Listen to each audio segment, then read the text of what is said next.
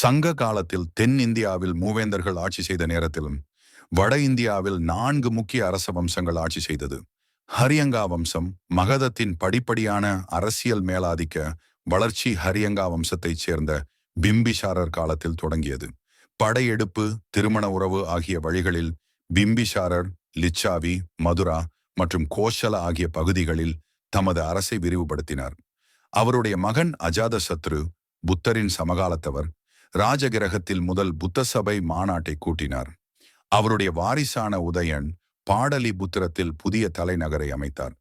ஹரியங்கா அரச வம்சத்தை தொடர்ந்து சிசுநாக அரச வம்சத்தினர் ஆட்சி பொறுப்பேற்றனர். இவ்வம்சத்தை சேர்ந்த அரசர் காலசோகா தலைநகரை ராஜகிரகத்திலிருந்து பாடலிபுத்திரத்திற்கு மாற்றினார். இவர் 2ஆம் புத்த மாநாட்டை வைசாலியில் கூட்டினார். நந்த வம்சத்தினரே இந்தியாவில் முதலாக பேரரசை உருவாக்கியவர்கள் ஆவர். முதல் நந்தவம்ச அரசர் மகாபத்ம நந்தர் ஆவார். அவரை தொடர்ந்து அவருடைய 8 மகன்களும் ஆட்சி செய்தனர். அவர்கள் நவநந்தர்கள், 9 நந்தர்கள் என்றழைக்கப்பட்டனர். கடைசி அரசரான தனநந்தர் சந்திரகுப்த மௌரியரால் வெற்றி கொள்ளப்பட்டார். மௌரிய பேரரசே இந்தியாவின் முதல் பெரிய பேரரசாகும். சந்திரகுப்த மௌரியர் இப்பேரரசை மகதத்தை தலைநகராக கொண்டு நிறுவினார். பத்ரபாகு எனும் சமணத்துறவி சந்திரகுப்தரை தென்னிந்தியாவிற்கு அழைத்துச் சென்றார். சந்திரகுப்தர் சரவண பெலகொலாவில் சமணச் சடங்கான சல்லேகனா எனும் உண்ணா நோன்பிருந்து உயிர் துறந்தார்.